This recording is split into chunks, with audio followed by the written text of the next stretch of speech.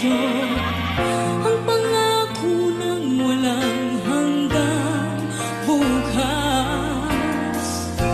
Babaon man sa'yo hapdi ng puso, aabutin ang pangarap at tumbugan ang wagas mong pagsisika.